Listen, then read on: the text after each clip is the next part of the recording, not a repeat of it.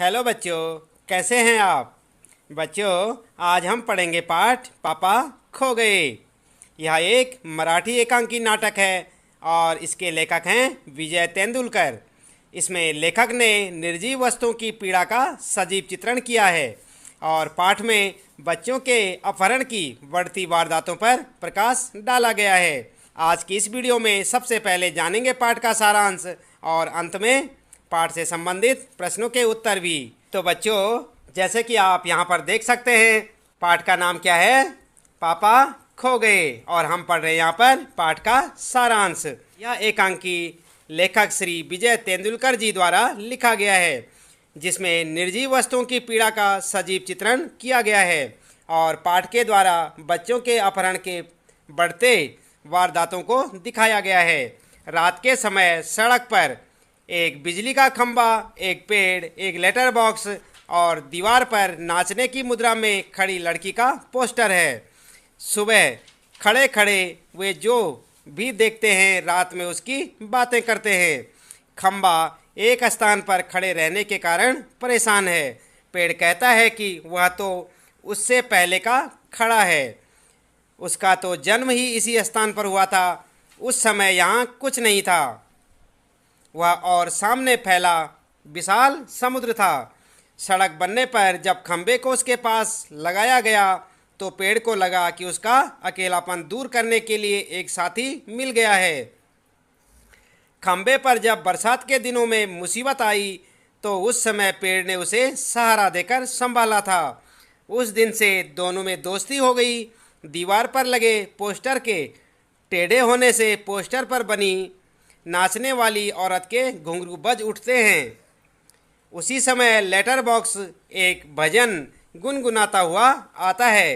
कौवा भी भजन सुनकर पेड़ के पीछे से बाहर आता है। लेटर बॉक्स अपने डिब्बे में से चिट्ठियां निकालकर पढ़ने लगता है। पेड़ और खंबा लेटर बॉक्स को चिट्ठियां पढ़ने से रोकते हैं। उसी समय वहां किसी के आने की आहट होती है। सब चुप हो जाते हैं। एक आदमी अपने कंधे पर एक लड़की को उठाए चला आ रहा था। आदमी ने उस लड़की को बेहोश कर दिया था, इसलिए वह गहरी नींद में सो रही थी। आदमी लड़की को वहीं छोड़कर अपने लिए खाने का प्रबंध करने चला जाता है। आदमी के जाने के बाद खंबा, पेड़, लेटर बॉक्स और कौवा लड़की आदमी के बारे में बातें करने लगते हैं। वे छोटी लड़की उस आदमी से बचाने का उपाय सोचने लगते हैं। उन सब की बातें करने की आवाज़ों के कारण लड़की जाग जाती है। वह सबको बातें करते देखकर हैरान रह जाती है। लड़की को उठा देखकर सब चुप हो जाते हैं। लड़की अपने माँ बाप और घर को याद करके रोने लगती है। लेटर बॉक्स से अब चुप नहीं रहा जाता। लेटर बॉक्स लड़की से बात करना शुरू करता है। वह उसके मन का डर दूर करने का प्रयास करता है। वह लड़की से उसके घर का पता पूछता है, परंतु उसे अपने घर का पता मालूम नहीं होता था। लेटर बॉक्स लड़की को बताता है कि वे लोग भी इंसानों की तरह बात करते हैं। लड़की उन लोगों के साथ घुल मिल जाती है। वे सब आपस में खेलने लगते हैं। सब चीज़ें उसको दुष्ट आदमी से बचाने का उपाय सोचने लगते हैं। उसी समय बच्चे उठाने वाला आदमी वहां आ जाता है। सभी वस्तुएं अपने अपने स्थान पर खड़ी हो जाती हैं। लड़की पेड़ के पीछे छिप जाती है। आदमी लड़की को ढूंढता है, परंतु उसे लड़की कहीं नहीं मिलती। सभी चीज़ें मिलजुल कर उस लड़की की रक्षा करते हैं। आदमी वहाँ से चला जाता है। सभी लोग लड़की को बचाकर खुश होते हैं। लड़की खेलते हुए सो जाती है। लड़की के सोने के बाद सब उसे घर कैसे पहुँचाया जाए, सब इसके बारे में सोचने लगते हैं। कौवा उन्हें लड़की के घर का पता लगाने का एक उपाय बताता है। वह कहता है, पेड़ और खंबा लड़की के ऊपर इस प्रकार टेढ़े हो जाएंगे जिससे लगे कि यहाँ कोई दुर्घटना घटी है। खंबा कहता है कि यदि फिर भी वहाँ कोई नहीं आता तब क्या होगा? कौवा लेटर बॉक्स को एक संदेश लिखने के लिए कहता है। कुछ देर बाद सुबह हो जाती है। खंबा टेढ़ा खड़ा है। पेड़ सोई हुई लड़की के ऊपर झुका हुआ था। कौवा काँव काँव कर रहा था। पोस्टर पर बड़े बड़े अक्षरों में पापा खो गए हैं लिखा हुआ था। नाचने वाली लड़की उस बच्ची की मुद्रा बना लेती है। जिसके पापा खो गए थे। अंत में लेटर बॉक्स सबका ध्यान अपनी ओर खींचता है। वह सबसे कहता है कि जिसे भी इस लड़की के पापा मिले उन्हें यहाँ पर ले आएं। तो इस प्रकार ये कहानी का सारांश आपने देखा यहाँ पर। अब आइए देखते हैं यहाँ पर पाठ से संबंधित प्रश्नों के उत्तर। सबसे पहले आप देखें नाटक से। नाटक में आपको सबसे बुद्धिमान पात्र कौन लगा और क्यों? ये होगा आपका पहला प्रश्न। तो आपका उत्तर होगा नाटक में सबसे बुद्धिमान पात्र कौवा है, क्योंकि अंततः कौवे ने ही लड़की के पापा को ढूंढने का उपाय बताया। उसी की योजना के कारण लेटर बॉक्स संदेश लिख पाता है। इसके बाद नंबर 2 प्रश्न, पेड़ और खंबे में दोस्ती कैसे हुई? तो आप देखें उत्तर। पेड़ और खंबा दोनों पास पास खड़े होते हैं। एक दिन जब जोरों की आंधी आती है तब खंबा पेड़ के ऊपर गिरने से खुद को रोक नहीं पाता। उस वक्त पेड़ खंबे को संभाल लेता है और स्वयं जख्मी हो जाता है। इसी कारण खंबे का गुरूर भी खत्म हो जाता है। अंततः दोनों में दोस्ती हो जाती है। इसके बाद तीसरा प्रश्न आपके लिए, लेटर बॉक्स को सभी लाल ताऊ कहकर क्यों पुकारते थे? तो आंसर होगा लेटर बॉक्स ऊपर से नीचे तक पूरा सिर्फ लाल रंग का था। वह बड़ों की तरह बातें भी करता था, इसलिए सभी उसे लाल ताऊ कहकर पुकारते थे। इसके बाद चौथा प्रश्न है, लाल ताऊ किस प्रकार बाकी पात्रों से भिन्न है? आपका उत्तर होगा पूरे नाटक में केवल लाल ताऊ ही एक ऐसा पात्र है जिसे पढ़ना लिखना आता है। बाकी पात्रों में से किसी को भी लिखना या पढ़ना नहीं आता है। उसे दोहे भजन भी गाना आता है। लाल ताऊ के यही गुण उसे अन्य सभी पात्रों से भिन्न बनाते हैं, यानी कि अलग बनाते हैं। पांचवा प्रश्न आपके लिए, नाटक में बच्ची को बचाने वाले पात्रों में एक ही सजीव पात्र है। उसकी कौन कौन सी बातें आपको मज़ेदार लगी, लिखिए। तो आपने देखा ना वहाँ पर कौन था सजीव पात्र? आंसर होगा आपका नाटक में बच्ची को बचाने वाले पात्रों में कौवा ही एक मात्र सजीव पात्र है। उसकी मज़ेदार बातें क्या बातें थी? नंबर 1, ताऊ एक जगह बैठे रहकर या कैसे जान सकोगे? उसके लिए तो मेरी तरह रोज चारों दिशाओं में गश्त लगानी पड़ेगी, तब जान पाओगे यह सब। और दूसरी बात कौवे ने क्या कही थी? लड़की के नींद से जग जाने तथा कौन बोल रहा पूछने पर कहना मैंने नहीं की।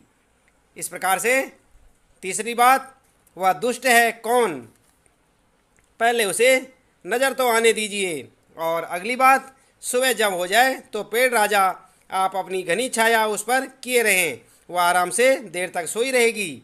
इस प्रकार से यहाँ पर कौवे की बातें आपको मज़ेदार लगी होंगी। इसके बाद अगला प्रश्न आपके लिए, प्रश्न नंबर 6 का उत्तर आप कैसे लिखेंगे? आइए देखते हैं यहाँ पर। तो आपका आंसर क्या होगा? आंसर होगा सभी पात्र मिलकर भी लड़की को उसके घर पर नहीं पहुँचा पा रहे थे, क्योंकि लड़की इतनी छोटी थी और इतनी भोली थी कि उसे अपने घर का पता, गली का नाम, सड़क का नाम, घर का नंबर, यहाँ तक कि अपने पापा का नाम तक मालूम नहीं था। ऐसी अवस्था में लड़की को उसके घर तक पहुँचाना संभव नहीं था। इसके बाद आगे प्रश्न आपके लिए नाटक से आगे।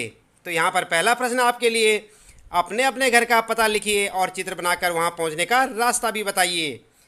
तो यहाँ पर क्या करेंगे आप? अपनी जानकारी के अनुसार इस प्रश्न का उत्तर स्वयं देंगे बच्चे। अपने घर का पता आप लिखेंगे और वहाँ पर चित्र बनाकर रास्ता भी आप स्वयं बता सकते हैं।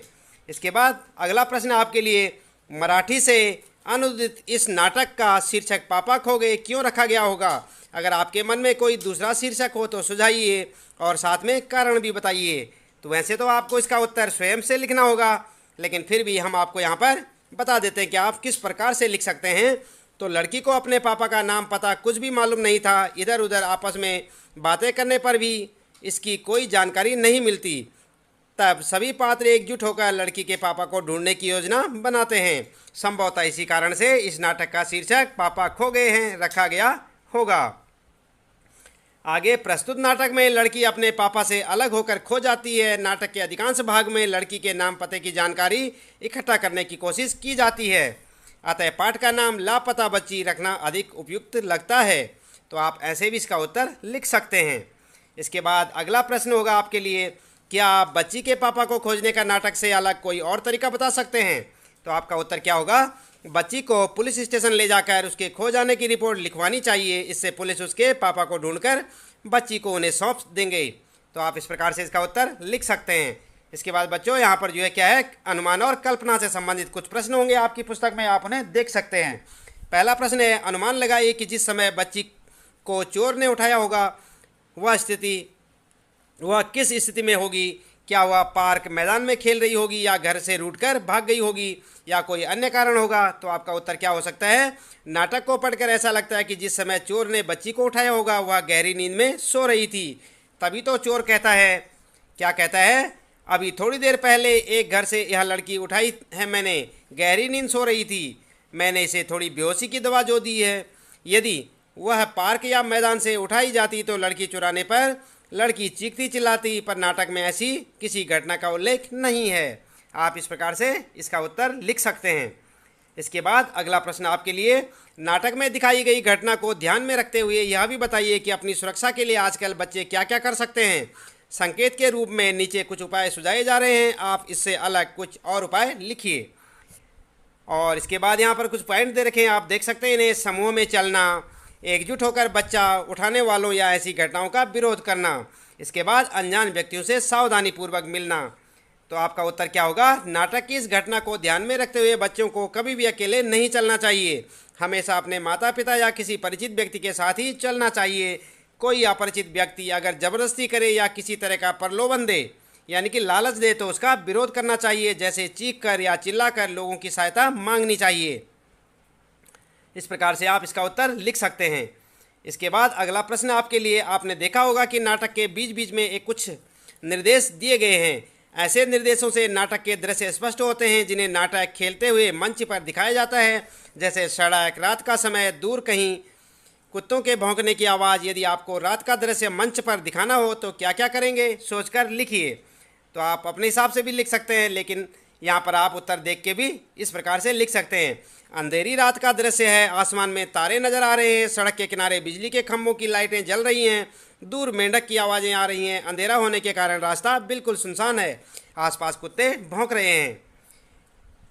और इसके बाद बात करते हैं भाषा की बात। तो पहला प्रश्न आपके लिए, आपने देखा होगा कि नाटक के बीच बीच में कुछ निर्देश दिए गए हैं। ऐसे निर्देशों से नाटक के दृश्य स्पष्ट होते हैं जिन्हें नाटक खेलते हुए मंच पर दिखाया जाता है, जैसे सड़क, रात का समय, दूर कहीं कुत्तों की भौंकने की आवाज़। यदि आपको रात का दृश्य मंच पर दिखाना हो तो क्या क्या करेंगे, सोच कर लिखिए। तो बच्चों इसका उत्तर मैं आपको यहाँ पर पहले बता चुका हूँ। इसके बाद आइए देखते हैं इसके बाद क्या प्रश्न हमारे पास। यहाँ पर दूसरा प्रश्न है, पाठ को पढ़ते हुए आपका ध्यान कई तरह के विराम चिन्हों की ओर गया होगा। अगले पृष्ठ पर दिए गए अंश से विराम चिन्हों को हटा दिया गया है, ध्यानपूर्वक पढ़िए और उपयुक्त चिन्ह लगाइए। तो आपने यहाँ पर जो है विराम चिन्हों का प्रयोग करना है। मुझ पर भी एक रात आसमान से गड़गड़ाती बिजली आकर पड़ी थी, अरे बाप रे, वो बिजली थी या आफत, याद आते ही अब भी दिल धक धक करने लगता है। और बिजली जहाँ गिरी थी वहाँ खड्डा कितना गहरा पड़ गया था, खंबे महाराज, अब जब कभी बारिश होती है तो मुझे उस रात की याद आती है, अंग थर थर कांपने लगते हैं। तो यहाँ पर आप देख रहे हैं ना, कहीं पर भी विराम चिन्ह का प्रयोग नहीं किया गया है, तो आप इसमें विराम चिन्हों का प्रयोग करके इसे लिखेंगे। आप कैसे लिखेंगे, आप यहाँ से देख सकते हैं। मुझ पर भी एक रात आसमान से गड़गड़ाती बिजली आकर पड़ी थी, उसके बाद पूर्ण विराम लगा रखा है ना। आप देखते हैं यहाँ पर, अरे बाप रे बाप, तो यहाँ पर क्या लिखा हुआ आपने देखा, अरे बाप रे, तो यहाँ पर जो है चिन्ह लगा हुआ यहाँ पर। और उसके बाद वो बिजली थी या आफत थी, आफत याद आते ही अब भी दिल धक धक करने लगता है, और बिजली जहाँ गिरी थी वहाँ खड्डा कितना गहरा पड़ गया था। तो आप देख रहे हैं सब जगह चिन्ह लगे हुए हैं विराम चिन्हों का, आप इसमें प्रयोग करना सीखें। खंबे महाराज, जब जब कभी बारिश होती है तो मुझे उस रात की याद आती है, अंग थर थर काँपने लगते हैं। तो आप इस प्रकार से विराम चिन्हों का प्रयोग करना सीखें और यहाँ पर से देख के लिख सकते हैं। अगला प्रश्न होगा, आसपास के निर्जीव चीज़ों का ध्यान में रखकर कुछ संवाद लिखिए, जैसे चौक का ब्लैक बोर्ड से संवाद, कलम का कॉपी से संवाद, खिड़की का दरवाजे से संवाद, यानी कि कैसे आपस में बातचीत करते होंगे। अगर चौक और ब्लैक बोर्ड आपस में बात करेंगे तो कैसे करेंगे, आप यहाँ से देख सकते हैं। फर्स्ट वाला है, चौक क्या कहेगा, ब्लैक बोर्ड देखो तो तुम पर मेरी लिखाई कितनी अच्छी लग रही है। ब्लैक बोर्ड क्या कहेगा, हाँ तुम्हारी लिखाई सफ़ेद जो है। चौक फिर क्या कहेगा, अभी अभी पेंट होने की वजह से तुम्हारा रंग बिल्कुल काला हो गया है। ब्लैक बोर्ड कहेगा इसलिए तुमसे लिखा गया सब कुछ साफ व सुंदर दिख रहा है। इस प्रकार से बातचीत कर सकते हैं। इसके बाद कलम और कॉपी कैसे बातचीत करेंगे, कलम कहेगी तुम सफ़ेद हो इसलिए तुम पर ये नीले रंग की लिखावट बहुत सुंदर लगती है। कॉपी क्या कहेगी, अब बस करो, ये पृष्ठ भर चुका है, अब दूसरे पृष्ठ पर लिखना शुरू करो। और खिड़की और दरवाजे की बातचीत कैसी होगी? खिड़की क्या कहेगा दरवाजे से? खिड़की कहेगी देखो हमारे और तुम्हारे पर्दे बिल्कुल एक ही जैसे हैं। दरवाज़ा कहेगा हाँ एक ही जैसे होने भी चाहिए, नहीं तो अच्छा नहीं लगेगा। तो इस प्रकार से आप इनकी बातचीत लिख सकते हैं। तो बच्चों इस प्रकार से आपका यहाँ पर ये जो है पाठ पूरा होता है। उम्मीद है कि आपको ये पाठ समझ में आया होगा। और हमारे जो है पाठ का नाम क्या था? पापा खो गए। नाटक था ये मराठी नाटक, और इसे एकांकी रूप में देखा गया है। आज के लिए इतना काफ़ी है। आपका दिन शुभ हो।